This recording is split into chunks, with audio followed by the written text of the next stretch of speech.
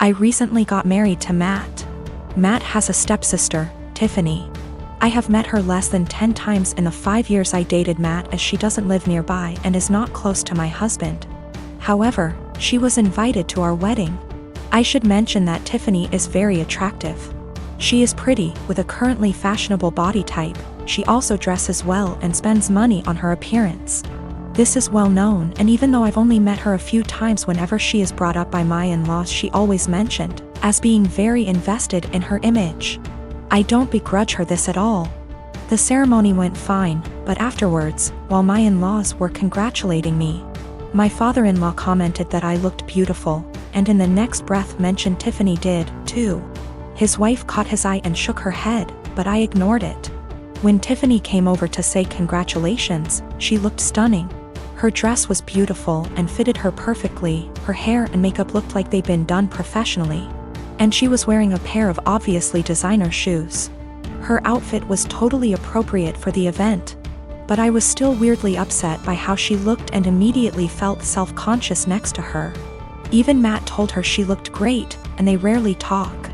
For the rest of the night, every single male guest at the wedding asked about Tiffany, who she was, how I know her, if she was single, etc. By the speeches, I was fed up and almost in tears, and even the best man mentioned her in his speech off the cuff. I let it go, went on my honeymoon, and tried to forget the whole thing. We came back about a week ago, and this past weekend had dinner with my in-laws. Tiffany was visiting, and we learned that she had got engaged. She showed us her comically large ring and said she was planning to have the wedding next year and that it would be a black tie event. Before I could stop myself, I jokingly said that I was pretty sure I'd already been to her wedding. I was the one in the white dress. She asked what I meant, and I thought there was no point in lying, so I just admitted I felt she upstaged me at my wedding. She laughed and said, "You can't upstage a bride." I asked if I could wear white to her wedding then, and she shrugged and said, "If you think it'll help." She then apologized if I felt her outfit was inappropriate. My in-laws moved the conversation on, and we went on with dinner. When we got home, my husband blew up on me, saying I embarrassed him by being petty and jealous of Tiffany. He said he doesn't even like her, but even he knows she can't do anything about what she looks like or the clothes she can afford. And I made myself look bitter and childish, and him by association. I admit it wasn't my best moment. But I thought he would at least understand how I felt given that he heard everyone's comments that night. He's demanding I apologize to Tiffany and his parents, but I don't think I said anything that heinous. My husband, 35 years old, does not have a car. He sold his old one to help pay for his brother's wedding. I did not agree on this, but he had this car before we got together, so it's a shared property. Besides that, I have my own car, so that did not affect me till my husband started complaining about having to commute to work and hangout places. He tried to get me to let him drive my car several times, but I stood firm and put a boundary, making him understand that my car will never be driven by him. One of the reasons why is because of how bad his driving is. His brother lives out of town. My husband asked if he could drive my car to the wedding, but I refused, but not because I'm not invited. Another story for another day, because like I said, my car is off limits. He threw a fit, calling me unreasonable to let him take public transportation because he can barely stand it for 10 minutes, let alone hours. I said it wasn't my problem, which irritated him but made him stop arguing about it. The day that he was supposed to travel out of town, I woke at 10 a.m. and couldn't find my car key. I went outside and couldn't find my car either. I was beyond pissed. I called him, and like I expected, he took it and was on his way to the other town. I lost it and told him I gave him no permission to take it for a whole 5 days, and said that if he won't turn around with it and come home, then I'd call the cops and report it missing. His response was, "You wouldn't dare do it 'cause you know what would happen." I hung up on him, then immediately called the police and told them about my situation. I did not tell them my husband took it because they'd think it's a family dispute and decide to not get involved. I just reported it missing. 2 hours later, I got a call from my husband saying he was back in town and was being held at our local police station. I went to the station and talked to the cops. My husband made a scene there, swearing over and over that I gave him permission to take it, and said I was acting out of jealousy and spite because he was going to attend a wedding that I was not invited to. I took my car and went home, but he had to stay a little longer. He came home in the evening and went on a rage fit about how I created an awful situation and almost caused him to miss his brother's wedding.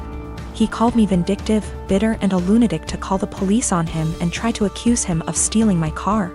He had to leave the same day to be able to be there with his family and decided to extend his stay, and he still hasn't gotten back yet. Right now his mom and brother are blasting me for what happened and calling me spiteful. I manage a team of employees in a very specialized industry. The employees are hired on 2-year contracts that are mostly automatically renewed. Salaries are fixed for the duration of the contract, but raises are negotiated at time of renewal. There are no non-competes. I have one employee, Sarah, who requested a meeting with me last week to discuss a possible raise. I informed her that it is a little early as her contract won't expire until Jan, and I would be happy to discuss it in November. She told me she would like to discuss it now as her current salary does not reflect the amount of work she is doing. So I set up a meeting with her on Friday and told her I will hear her out.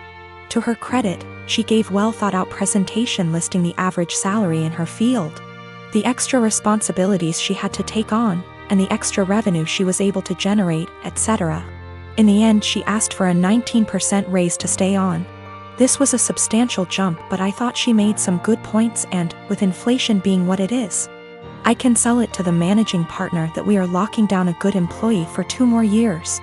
After the presentation, I told her I will just approve the raise and talk to the managing partner about starting her new contract early.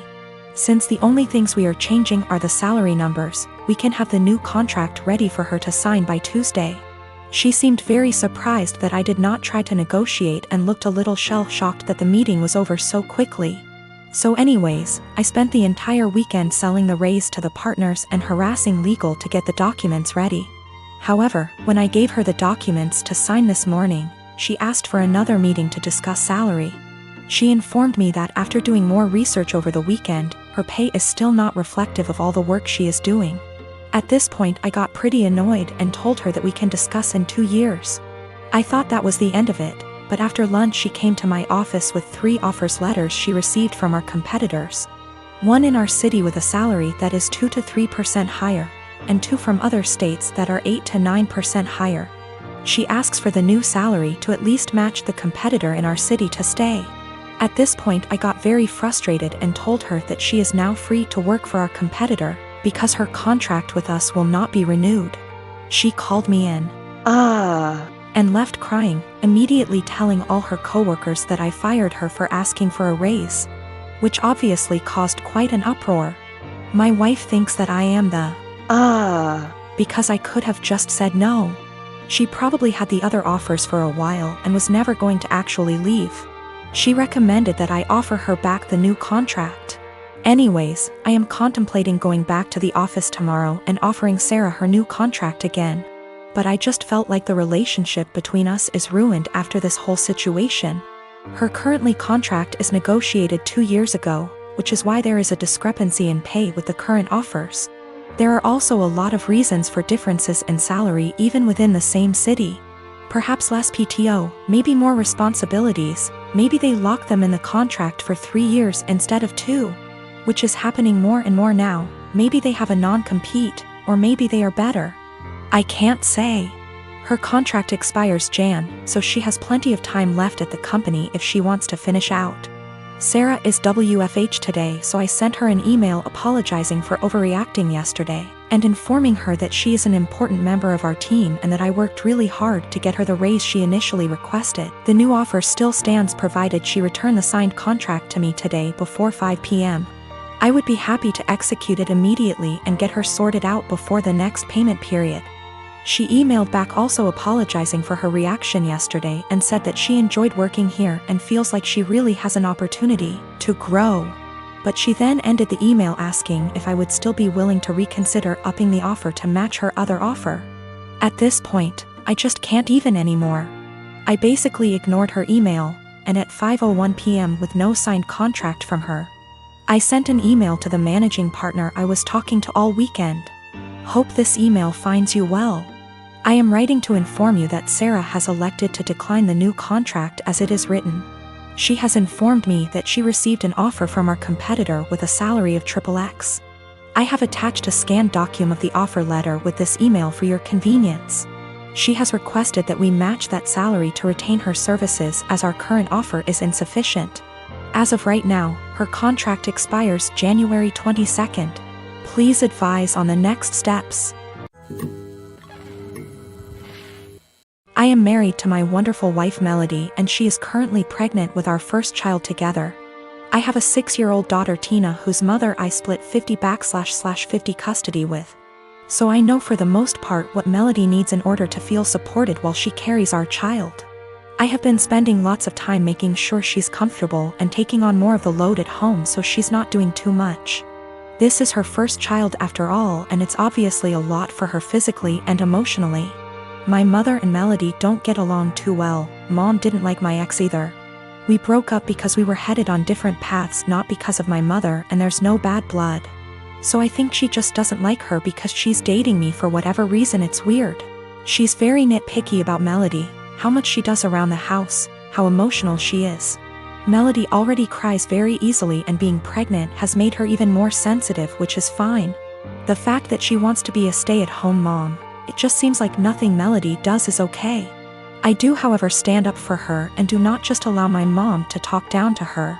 Today, before picking up my daughter from summer camp, Melody went to 3 different grocery stores to find rotisserie chicken.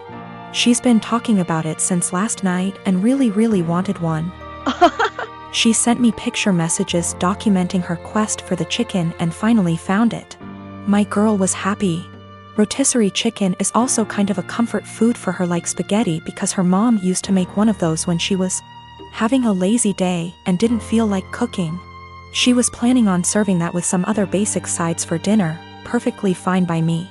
My mother came by to see Tina and started telling Melody the chicken is bad for her and she should not be eating that pregnant. Melody said it's fine, she usually eats healthy and just wants this one thing she's craving. My mom went on about how unhealthy it was and said she needs to eat something else. Melody said no and went to the backyard to FaceTime her family out of state. When she came back, my mom had thrown out the food and ordered takeout, a salad for Melody and pizza for everyone else.